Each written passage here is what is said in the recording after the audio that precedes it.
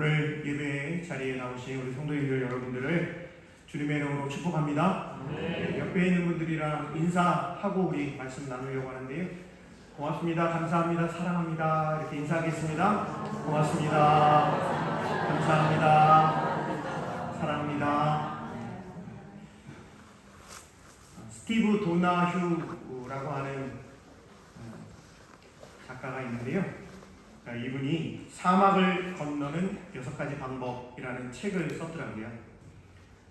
6가지 방법을 썼는데 나머지는 관심이 있으신 분은 한번 찾아보시면 좋을 것 같고, 6가지 방법 중에 첫 번째 방법이 뭐냐면 지도보다는 나침반을 따라가라 라고 하는 것이 첫 번째 방법이에요. 지도보다는 뭐를 따라가라고요? 나침반을 따라가라.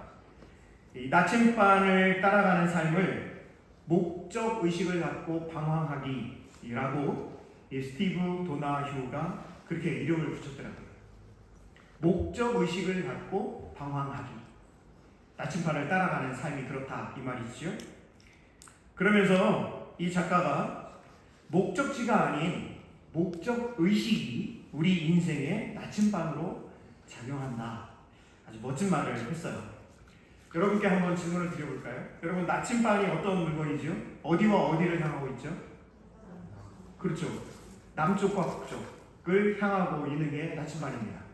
또 한 가지, 나침반은요, 가만히 있으니까 끊임없이 흔들리고 있습니까? 왜죠? 그렇죠. 이게 지구가 자전하고 공전하고 하면서 이게 극지점이 자꾸 바뀌고 있다라고 하는 것을 보여주고 있는 것이 나침반입니다.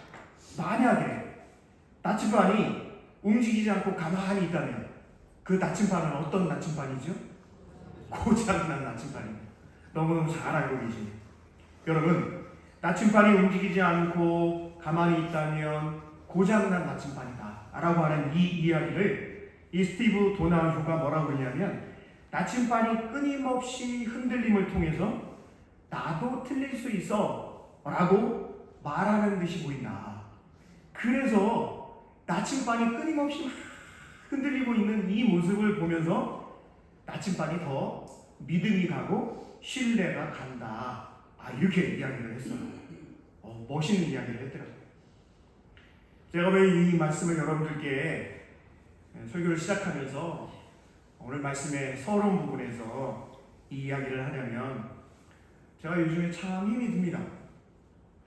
목사님 왜 힘이 들까? 다른 게 아니고요. 우리 교단 대한예수교 장로회 통합 측 우리 교단 총회를 이렇게 보면서 제가 좀 많이 힘들어요. 당연히 저와 여러분이 신앙생활하는 대한예수교 장로회라고 하는 이 교단은요, 개혁교회입니다. 개혁교회. 이게 뭐냐면 리포먼드 처치, 잘 안 되는 영어를 제가 했는데 리포먼드 처치라고 하는 말이 개혁교회라고 하는 말인데, 이게 어떤 의미를 가지고 있냐면 종교 개혁을 통해서 생겨난 교회라는 거예요. 그렇기 때문에 저와 여러분의 신앙은, 저와 여러분이 속해 있는 교단은 끊임없이 뭐 해야 되는, 개혁해야 된다고 하는 사명을 가지고 있다고 하는 것이 개혁교회, 개혁된 교회, 개혁하는 교회, 개혁하고 있는 중에 있는 교회를 표방하고 있는 것이 우리 교단입니다. 근데 참 마음이 아파요, 제가. 교단 총회를 바라보면. 누구도 책임지려고 하지 않고요. 너무나도 아픈, 힘들고 죄악의 모습을 보이고 있음에도 불구하고 이걸 뭐라고 하냐면 양심에 화인 맞았다고 하거든요. 뻔뻔하죠. 잘못 없다는 겁니다. 그런 일 없다는 겁니다. 백주단에서 다 밝혀졌음에도 불구하고 오히려 그렇게 나에 대해서 이야기하는 그 사람들 다 고소고발하겠다. 지금 이러고 있는 거예요, 우리 교단이, 우리 총회. 우리나라를 바라보면서도 너무 마음이 아픕니다. 오늘 아침에 뉴스를 보니까 미국에서도 지금 난리가 났습니다. 누가 더 잘 못하나 지금 경쟁하고 있는 것 같지 않습니까? 그런데 오늘 보니까 도널드 트럼프 대통령 후보가 총격을 당했거든요. 유세를 하고 있는데 누가 총을 쏴버린 거예요. 지금 그래서 어느 정도 다쳤는지 뭐 잘 모르겠다. 얼마나 많은 사람들이 다쳤는지 모르겠다. 이제 뭐 그렇게 뉴스가 되어 있는데 여러 가지 모습을 보여요. 우리 자매님도 기도하셨지만 세계 이곳저곳에서 끊임없이 전쟁이 일어나고 있고요. 전쟁보다도 더 강박한 일들, 더 죄악된 일들이 얼마나 많이 일어나고 있는지 모릅니다. 참 제가 절망스럽고 그래서 참 마음이 많이 아픈 상황에 이 말씀을 준비를 하면서 여러분들 우리 포항영락교회 성도 여러분들과 오늘 사무엘상에 있는 이 말씀을 나누면서 저와 여러분에게 있어서 이가봇이라고 하는 것이 과연 어떤 뜻이고 이 하나님의 말씀이 나에게 어떤 의미로 다가오고 있고 이 말씀을 토대로 우리는 어떠한 신앙으로 나아가야 할까를 고민하고 말씀을 묵상해 보는 시간을 가지려고 합니다. 여러분 한번 따라해 주실까요? 움직이는 성막 500년, 예루살렘 성전 1000년. 여러분 그래요. 하나님께서 모세를 통해서 이스라엘 백성들을 출애굽시키셔가지고 그리고 예루살렘 성전이 지어지기 전까지 500년 동안 하나님께서 성막을 통해서 하나님이 이스라엘 백성들을 만나시는 그런 통로로 사용하신 것이 성막입니다. 그래서 우리는 움직이는 성막 500년이라고 알고 있지. 그런데 그 움직이는 성막에 대해서 마음 아파했던 다윗 그리고 솔로몬을 통해서 예루살렘 성전이 지어지고 예루살렘 성전 1000년의 역사. 왜 예루살렘 성전 1000년이라고 하냐면 예수님 십자가에 못 박히시면서 다 이루었다 말씀하시는 그때까지를 우리는 예루살렘 성전의 기능이 그때까지로 보고 있기 때문에 예루살렘 성전 1000년의 역사라고 보고 있습니다.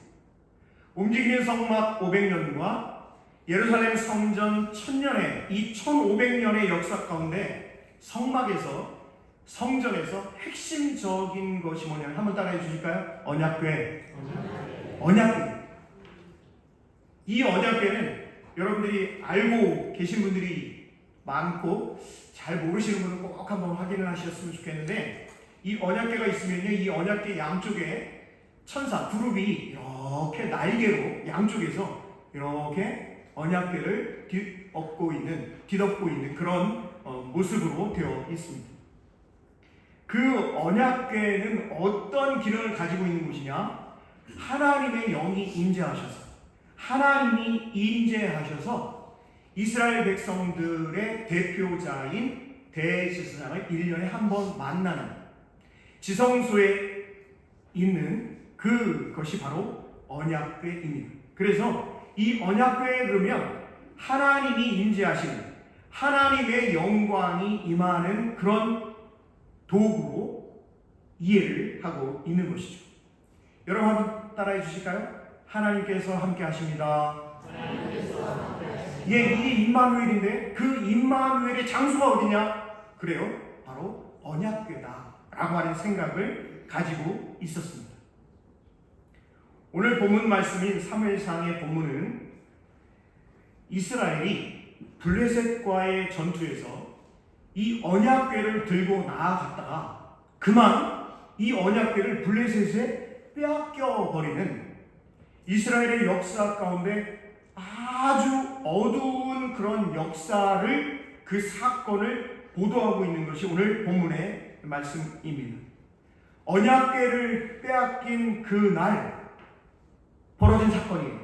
여러분 오늘 본문의 말씀인데 사무엘상 4장 19절에서 22절 말씀을 우리 같이 한번 읽어보도록 하겠습니다. 19절부터 22절 같이 읽어봅니다. 그의 며느리인 비느하스의 아내가 임신하여 해산 때가 가까웠더니 하나님의 궤를 빼앗긴 것과 그의 시아버지와 남편이 죽은 소식을 듣고 갑자기 아파서 몸을 부풀려 해산하고 죽어갈 때에 곁에 서 있던 여인들이 그에게 이르되 두려워하지 말라 내가 아들을 낳았다 하되 그가 대답하지도 아니하며 관념하지도 아니하고 이르기를 영광이 이스라엘에서 떠났다 하고 아이 이름을 이가봇이라 하였으니 하나님에게가 빼앗겼고 그의 시아버지와 남편이 죽었기 때문이며 또 이르기를 하나님의 괴를 빼앗겼으므로 영광이 이스라엘에서 떠났다 하였더라. 이렇게 되어 있어요.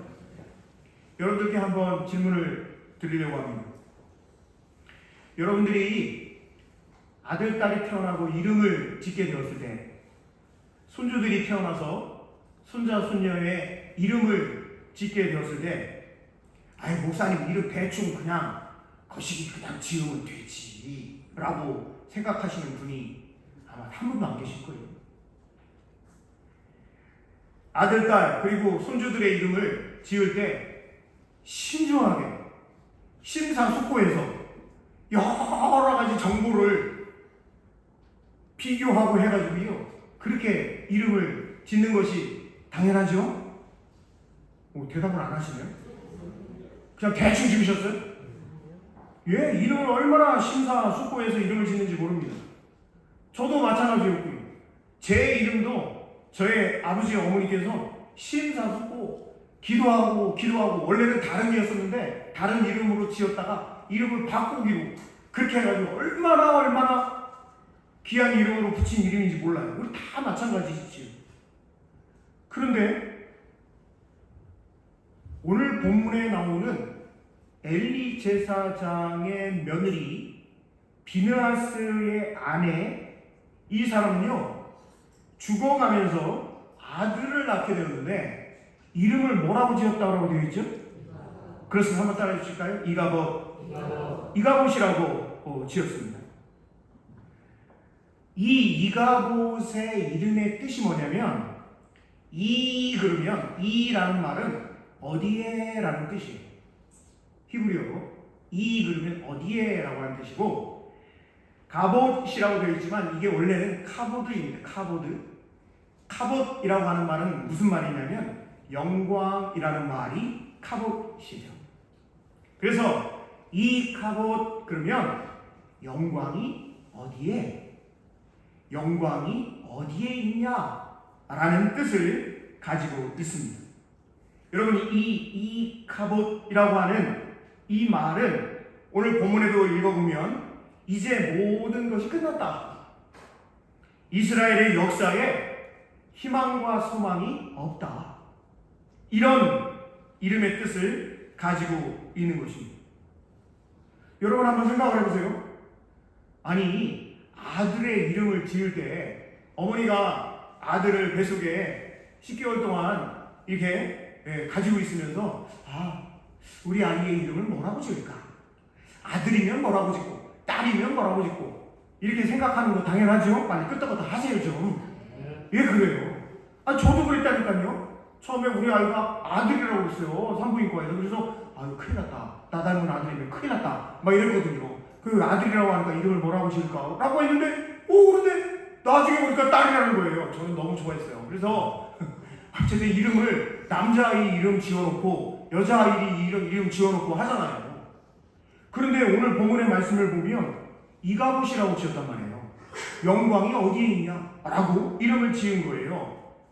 이 비느하스의 아내가 엘리 대제사장의 며느리가 죽어가면서 아들의 이름을 이카봇 영광이 어디에 이것은 희망과 소망이 없다라고 하는 것으로 이 아들의 이름을 지었다라고 하는 것입니다. 아니 왜? 그렇게 귀한 아들의 이름을 왜 영광이 어디에? 영광이 어디로 가냐? 영광이 없다? 이런 뜻으로 지었을까요? 바로 하나님의 언약궤를 빼앗겼다라고 하는 것이 그 당시 오늘 본문 말씀인 사무엘상 4장의 이 말씀이 기록될 당시의 사람들에게는 언약궤를 빼앗겼다라고 하는 것이 감당하기 힘든 충격이었다라고 하는 것을 의미하고 있습니다. 그런데 말입니다. 이 이후 사무엘상 4장 이후의 상황을 보면 이렇게 절망적인 것과는 다르게 이스라엘의 역사가 전개됨을 볼 수가 있어요. 비느하스의 아내가 절망을 말하고 희망이 없고 소망이 없고 아들의 이름을 이가봇이라고 말하고 죽었지만 사무엘상을 계속 읽어보면요, 바로 이때부터 이스라엘의 찬란한 역사가 시작이 된다라고 하는 사실이에요. 사무엘이라고 하는 사람을 통해서 이스라엘이 영적인 부흥이 일어나게 되고요, 그리고 다윗이라고 하는 왕이 이제 세워짐을 통해서 모든 전쟁에서 승리하게 되는 승리의 역사가 일어나게 되고요, 또 다윗의 아들 솔로몬 때에 이르러가지고는요, 이스라엘 역사 가운데 가장 번영한 그런 이스라엘 최고의 황금 시대가 도래하게 되는 것을 볼 수가 있습니다. 여러분, 좀 이상하지 않아요? 아니, 비느하스의 아내가 이카봇이라고 아들의 이름을 지으면서 영광이 어디에? 라고 말하고 죽었다고 기록이 되어 있는데 왜 그랬냐는 거예요. 왜 엘리 대제사장의 며느리가, 비느하스 제사장의 아내가 이렇게 아들의 이름을 말하고 죽었는가라고 하는 것이 저와 여러분의 질문이 되어야 한다라고 하는 거예요. 비느하스의 아내인 이 이가봇의 어머니가 생각하고 있는 이 영광과 희망이 무엇이었냐라고 하는 것을 유추해 볼 수 있는 단서가 오늘 본문 바로 18절에 기록이 되어 있습니다. 여러분, 우리 18절 말씀도 같이 한번 읽어보겠습니다. 18절 말씀 같이 봅니다. 하나님의 괴를 말할 때에 엘리가 자기 의자에서 뒤로 넘어져 문 곁에서 목이 부러져 죽었으니 나이가 많고 비대한 까닭이라. 그가 이스라엘 사사가 된 지 40년이었더라 라고 되어 있어요. 여러분, 엘리 대제사장이 죽을 때 어떻게 죽었느냐라고 하는 것이 아주 잘 기록이 되어 있는 것이 사무엘상 4장 18절 말씀입니다. 엘리 제사장이요, 죽게 되었을 때 무엇 때문에 죽었냐, 사인이 뭐냐 라고 했을 때 이스라엘이 블레셋의 전쟁에서 패전했다라고 하는 이야기 때문에 죽었다는 게 아니에요. 아들 둘, 홈리와 비느하스, 이 사람들도 제사장이거든요. 이들이 한꺼번에 전사했다라고 하는 소식 때문에 엘리가 제사장이 죽었다라고 하는 것이 아니에요. 그러면 왜 엘리 대제사장이 그 순간에 죽게 되었는데 그게 뭐 때문에 죽었냐라고 했더니 오늘 18절 말씀을 다시 한번 보세요. 18절 말씀 다시 한번 보시면 무엇을 말할 때라고 되어 있죠? 다시 한번 말씀해 보세요. 하나님의 괴를 말할 때. 여러분, 17절을 보실까요? 17절. 소식을 전하는 자가 대답하여 이르되 이스라엘이 블레셋 사람들 앞에서 도망하였고 백성 중에는 큰 살육이 있었고 당신의 두 아들 홈리와 비느하스도 죽임을 당하였고 하나님의 괴는 빼앗겼나이다 라고 하면서 하나님의 괴를 말할 때에 엘리가 자기 의자에서 뒤로 넘어져 문 곁에서 목이 부러져 죽었으니 라고 되어 있어요. 그렇습니다. 지금 엘리 대제사장이 죽은 이유도 하나님의 괴를, 언약궤를 빼앗겼다라고 하는 말을 들었을 때라고 분명히 기록이 되어 있거든요. 그 얘기는 뭐냐? 하나님의 궤, 이 언약궤를 빼앗겼다라고 하는 것이 비느하스의 아내 엘리 대제사장의 며느리 이가봇의 어머니에게도 큰 충격이었고 엘리 대제사장에게도 큰 충격이었다라고 하는 것을 미루어 짐작할 수 있다라고 하는 것입니다. 또 한 가지, 엘리 제사장이 죽을 때요, 오늘 18절 말씀을 다시 보시면 하나님의 괴를 말할 때에 엘리가 자기 의자에서 뒤로 넘어져 문 곁에서 목이 부러져 죽었으니 나이가 많고 또 뭐한 까닭이라고 되어 있죠? 비대한 까닭이라 라고 되어 있어요. 여러분, 이 비대한이라고 하는 말이 히브리어 성경을 보면 이 말이 카보드예요. 엘리 제사장이 몸이 굉장히 비대했다라고 되어 있는데, 이 비대하다라고 하는 것을 표현하는 글자가 카보드예요. 영광이라고 하는 말로 되어 있어요. 그리고 또 한 번 이 카보드, 엘리 대제사장의 손자가 태어날 때 그때 또 한 번 카보드라고 하는 단어가 쓰여 있다라고 하는 거예요. 여러분 잘 들으셔야 돼요. 카보드라고 하는 것이 영광이라고 하는 뜻인데, 원래는 무겁다라고 하는 동사에서 온 명사입니다. 무겁다라고 하는 그 말에서 영광이라고 하는 말이 왔어요. 자, 이 말은 무슨 이야기냐면 하나님의 영광이 무겁다라고 하는 뜻을 가지고 있어요. 하나님의 영광의 무게가 아주 묵직하다, 그것이 하나님의 영광이다 라고 하는 뜻을 가지고 있는 것이 카보드라고 하는 말의 뜻인 것이거든요. 그런데 여러분 보세요. 잘 보세요. 지금 엘리 대제사장이요, 영적으로 하나님의 영광 카보드, 이게 무거운 것이 아니라 육적으로 무거운 그런 삶을 살아왔다라고 하는 것이 오늘 성경에 기록이 되어 있는 것입니다. 여러분 이 말이 굉장히 중요해요. 우리가 단순히 이 사람이 살쪘대, 그래서 목이 부러져 죽었대, 그렇게 성경을 보는 것이 아니라 왜 이 엘리 대제사장이 몸이 비대했다라고 기록이 되어 있을까? 그것은 바로 영적인 것과 대비를 시켜서 말씀을 기록하고 있다라고 하는 사실입니다. 말씀을 통해서 확인을 해볼 텐데, 사무엘상 2장 22절을 여러분 한번 펼쳐 보시기를 바랍니다. 사무엘상 2장 22절부터 26절까지의 말씀을 함께 읽어볼 거예요. 자, 제가 왜 엘리 대제사장이 영적인 부분이 아니라 육적인 부분에 집중하는 삶을 살았는가라고 하는 것을 여러분들께 말씀을 드리는데, 그 이유가 뭐예요? 오늘 본문의 말씀 2장 22절부터예요. 같이 한번 읽어보겠습니다. 시작. 엘리가 매우 늙었더니 그의 아들들이 온 이스라엘에게 행한 모든 일과 회막문에서 수종드는 여인들과 동침하였음을 듣고 그들에게 이르되, 너희가 어찌하여 이런 일을 하느냐? 내가 너희의 악행을 이 모든 백성에게서 듣노라. 내 아들들아, 그리하지 말라. 내게 들리는 소문이 좋지 아니하니라. 너희가 여호와의 백성으로 범죄하게 하는도다. 사람이 사람에게 범죄하면 하나님이 심판하시려니와, 만일 사람이 여호와께 범죄하면 누가 그를 위하여 간주하겠느냐 하되, 그들이 자기 아버지의 말을 듣지 아니하였으니 이는 여호와께서 그들을 죽이기로 뜻하셨음이더라.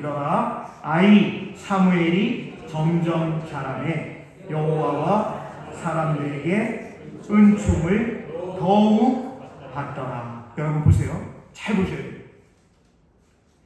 엘리 대제사장은요, 그 당시에 왕의 역할을 하는 사람이에요.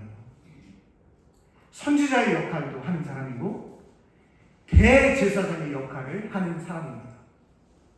이렇게 왕의 역할, 선지자의 역할, 대제사장의 역할을 하는 사람이 누구라고요? 엘리 제사장.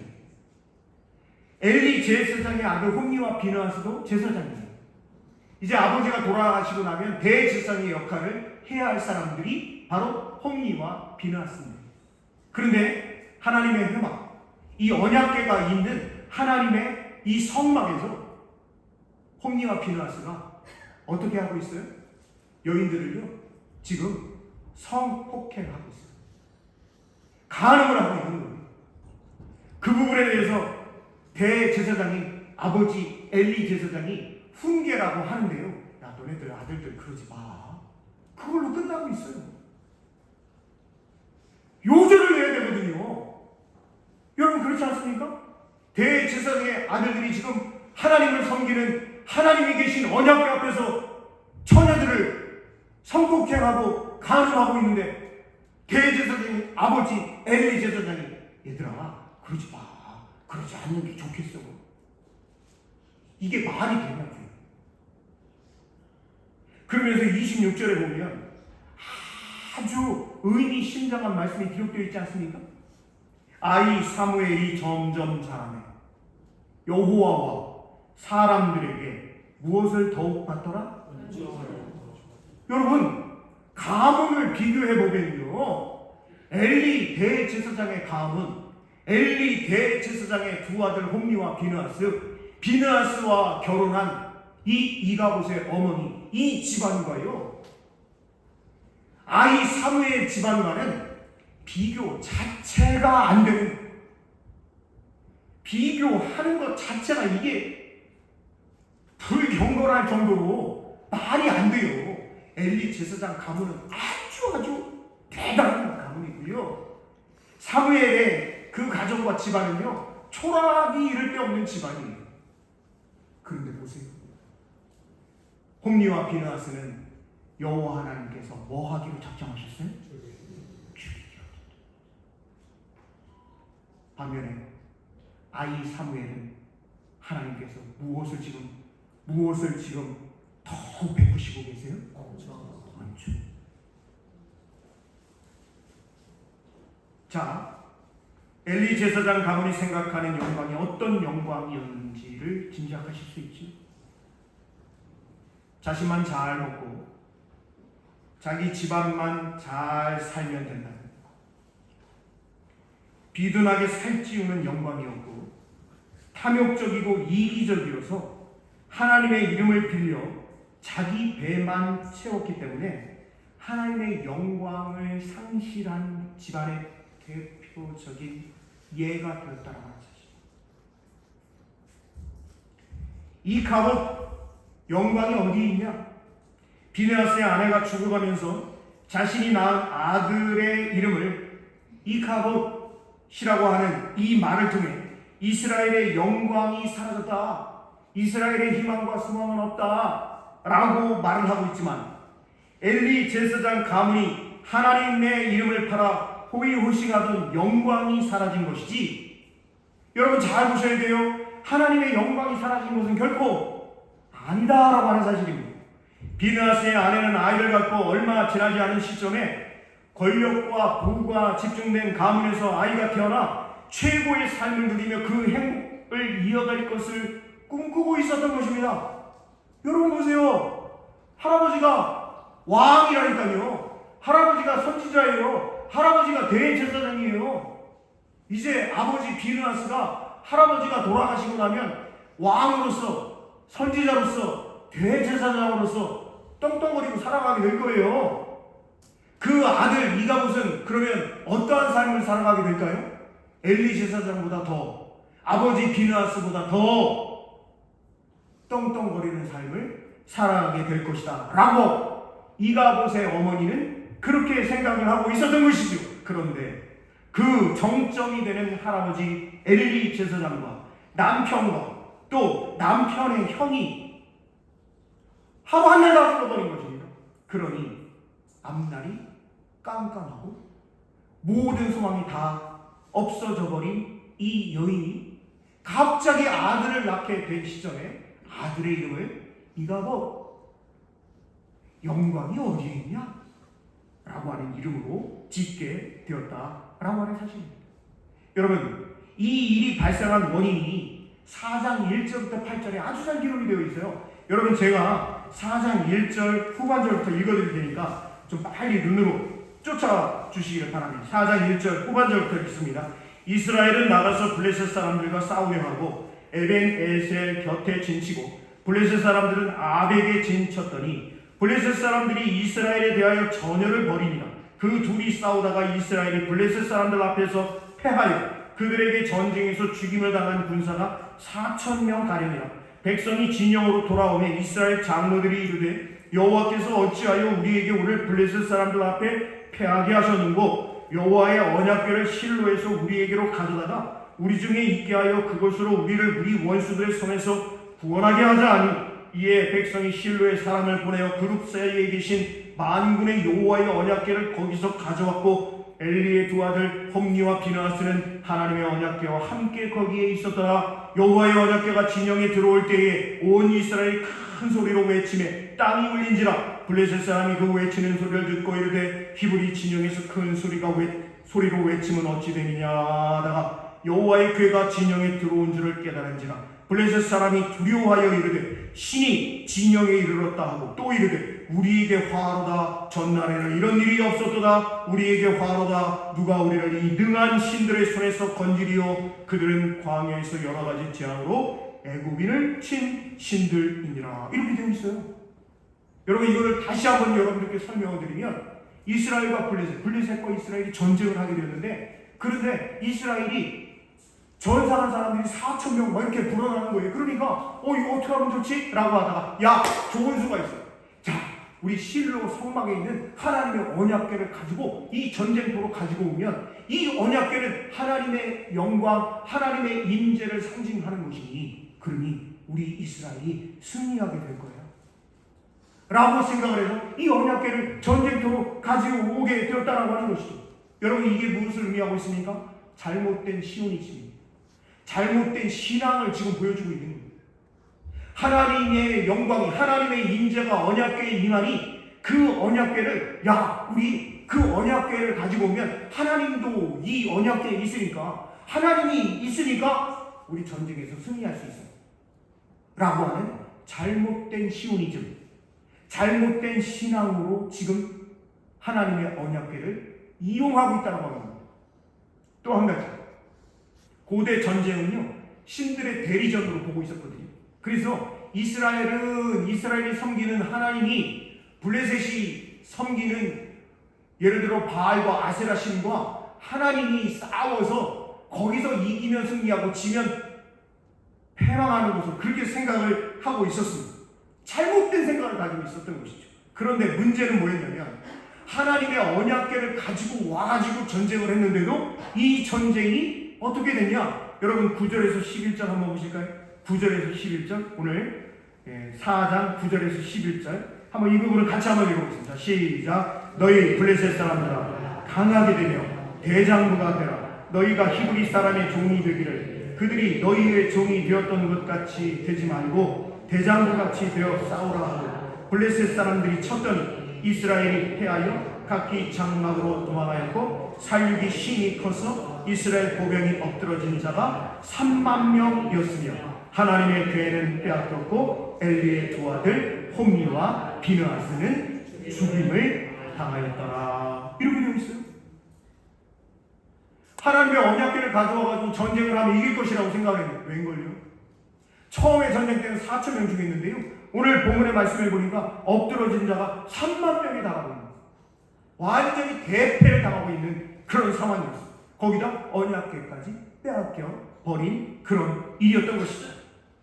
여러분, 언약궤를 빼앗겼다? 그렇습니다.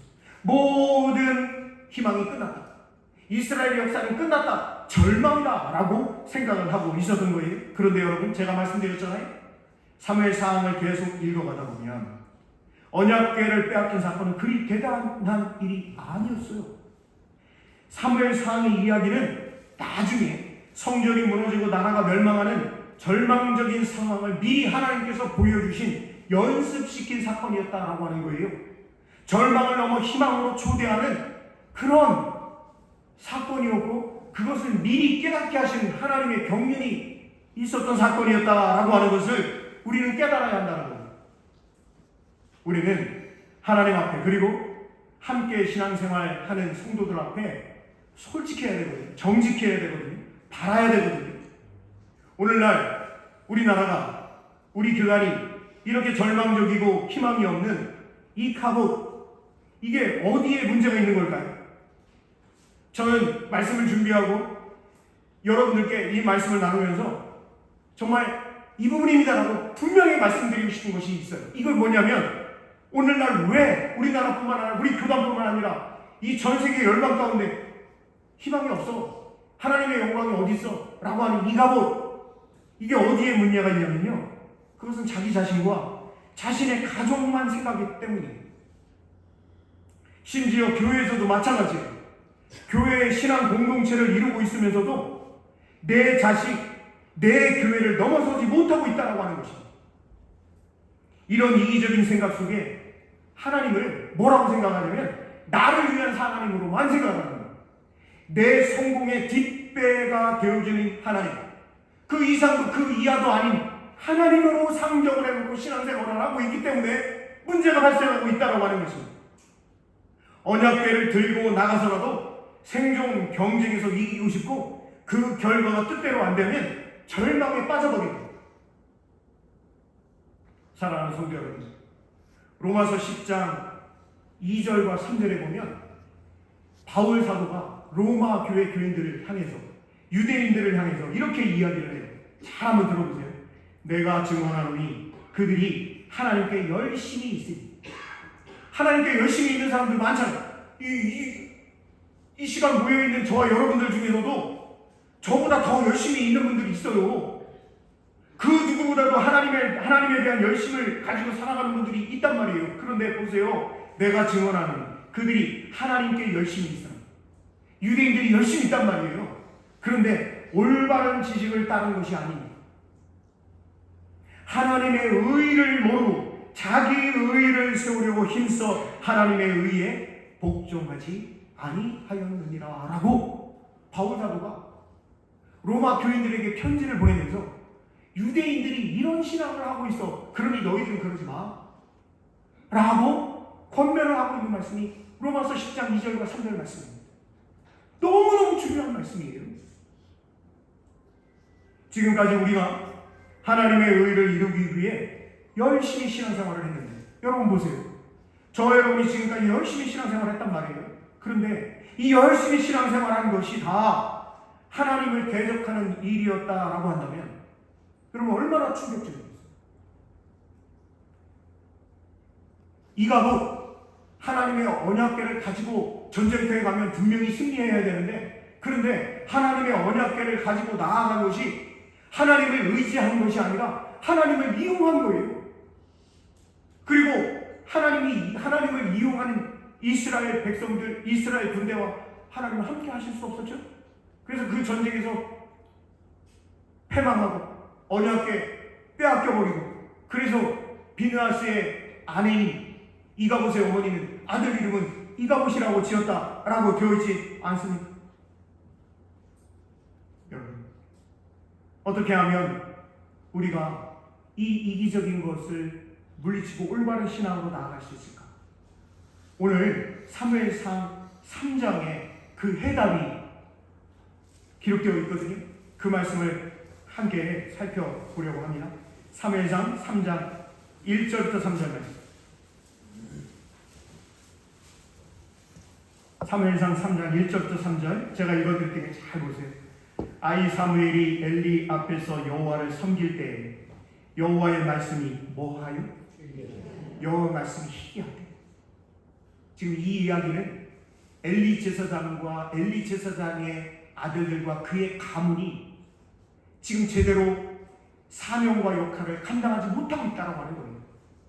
이상이 흔히 보이지 않았다가 엘리의 눈이 점점 어두워갔어. 여러분 보세요. 엘리 제사장의 눈이 점점 어두워갔다고 하는 것은 나이가 많아서 눈이 어둡다라고 하는 것도 있지만, 정말 중요한 것은 뭐냐면 영적으로 지금 영적인 눈이 어두워져 있는 상태다라고 하는 말씀인 것입니다. 그때 그가 자기 처소에 누웠고, 3절 하나님의 등불은 아직 꺼지지 아니하였어요. 그나마도 다행인 것은 하나님의 등불이 아직은 꺼지지 않은 그러한 상황이라는 거예요. 사무엘은 하나님의 궤에 있는 여호와의 전 안에 어떻게 하고 있어요? 누웠더니, 보세요. 4절 보세요. 여호와께서 누구를 뭐 하시는지라? 사무엘을 부르시는지라. 여러분 6절도 보세요. 여호와께서 다시 사무엘을 뭐 하시는지라? 부르시는지라. 8절도 보세요. 같이 한번 읽어보면 시작. 여호와께서 세 번째 사무엘을 부르시는지라. 이렇게 기록이 되어 있단 말입니다. 처음에 사무엘이 몰랐어요. 하나님이 자기를 부르는 줄 몰랐어요. 엘리 제사장이 자기를 부르는 줄 알고, 제사장님 제가 여기 있습니다. 아니야, 나 너 부르지 않았어. 두 번째도 사무엘아 하나님께서 부르시는데 몰랐어요. 또 제사장에게 가서 제사장님 저 여기 있습니다. 아니 나 너 안 불렀는데. 세 번째로 하나님께서 사무엘을 부르시니까 그때야 엘리 제사장이 야 하나님이 너를 부르시는 것 같아. 우리 10절을 한번 읽어볼 텐데 우리 10절 한번 같이 한번 읽어보자. 시작. 여호와께서 임하여소서 전과 같이 사무엘아 사무엘아 부르시는지라 사무엘이 이르되 말씀하옵소서 주의 종이 듣겠나이다 하니. 한번 따라해 주실까요? 말씀하옵소서 주의 종이 듣겠나이다. 한 번만 더 같이 해볼게요. 시작. 말씀하옵소서 주의 종이 듣겠나이다. 시간이 없어서 한 번 더 못하겠어요. 제가 설교를 시작하면서 우리 교단 총회를 바라보며 우리나라를 보며 전 세계를 바라보며 제가 참 절망적이고 마음이 참 힘들고 좋지 않다라고 말씀을 드렸잖아요. 하지만 오늘 말씀을 준비하고 여러분들과 함께 이 말씀을 나누면서 다시금 제 자신이 다짐하는 거예요. 신실하신 하나님을 더욱 신뢰하는 삶을 살아가야 되겠다. 엘리 제사장 가문이 되기를 원하십니까? 아니면 엘리 대제사장 가문과는 비교도 되지 않지만 어머니 한나가 그렇게 기도해서 하나님께 응답받고 그 아들 사무엘이 하나님 앞에 올바로 서 영적으로 깨어 하나님의 음성을 듣고 하나님의 귀한 사명을 감당했던 그 사무엘 가문이 되시기를 원하십니까? 두말하면 잔소리죠. 하나님의 영광을 이루어가기를 원하십니까? 아니면 자신의 탐욕을 채우는데 하나님을 이용하기를 원하십니까? 두말하면 잔소리 아닙니다.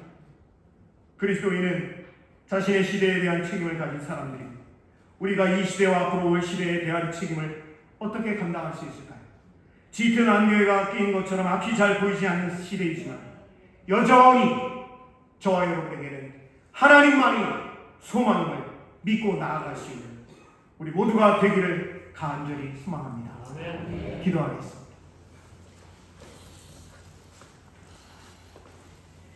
하나님,